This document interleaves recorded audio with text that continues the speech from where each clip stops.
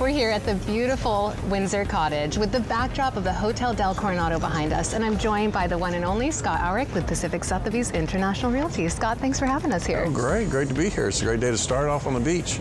You are no stranger to the Hotel del Coronado. I know you're a member of the club here, but you have a really great story about the Windsor Cottage. Oh, the Windsor Cottage. Yeah, it's kind of a legendary little piece of property for Coronado. It was a cottage where the Prince of Wales met a lady named Wallis Simpson, I believe, and Wallis Simpson and the Prince of Wales fell in love back in the 20s, and they ended up, a few years later, he, I guess, abdicated his throne, decided not to be the king, and decided to marry her. And this is where they came and stayed when they came to Coronado. And in the 20s and the day, they were kind of celebrities and entertained people all over, and started off with this little cottage here.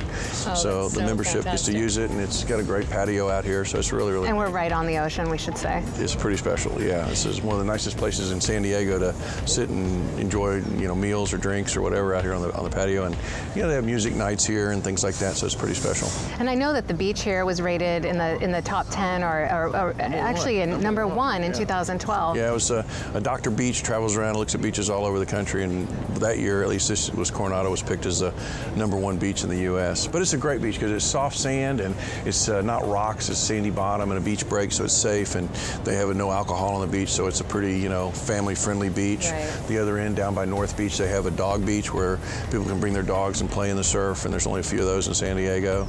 So, and it's not a bad surf break. We surf every morning, we paddle up and down the beach, and, You talked about the history here of the Windsor Cottage. That really speaks to the history of the Hotel del Coronado. You can't talk about the Del without talking about the incredible history that it's had. Well, the Del is about the only thing that gives Coronado some recognition beyond. I mean, people don't know about Coronado, generally speaking.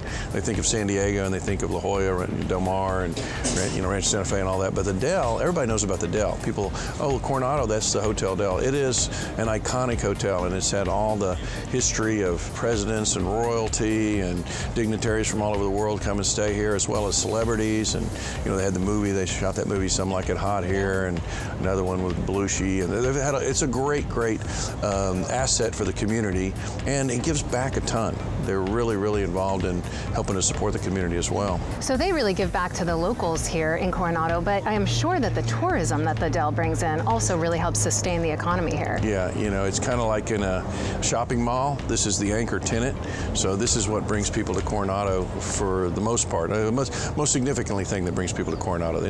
Coronado's a great place, but more people come to stay here, and then they come down to the village and see the little atmosphere of the shops and the restaurants, and think they stopped the clock back in the 50s and rolled it back. So it's good for the whole community. They've been good neighbors, and real good, I think, in terms of helping to make Coronado the special place it is.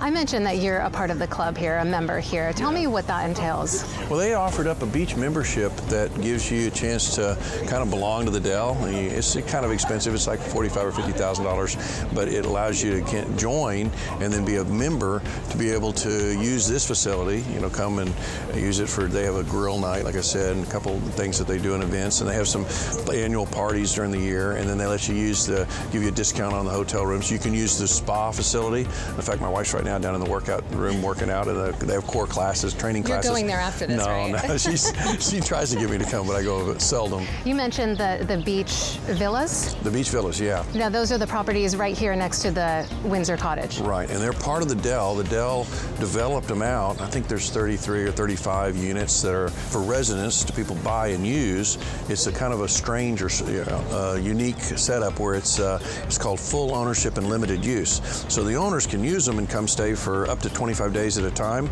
and the rest of the time they put them into a rental pool, and they rent them out, and the Del manages it, and they get a pretty good return on their investment, and they range from the low $2 million or mid $2 million range to over $5 million. A few of them sold, the ones on the front of the beach, are over $5 million. So now, if you're looking for something maybe a little bit more permanent, I know that there are some beautiful buildings over here that you were talking about, and some homes in Coronado as well. Yeah. Well, Coronado's pretty special. We have a lot of homes up and down the beach, all the way up down Ocean Boulevard, lined with some of the special, ocean view homes on the frontage there. I have the Spreckles Mansion, just came back on the market, and it's being offered now for $15.9 million. It's one of one kind of property. It was the guy guy, John Spreckles, who at the time owned owned the Dell and the whole island.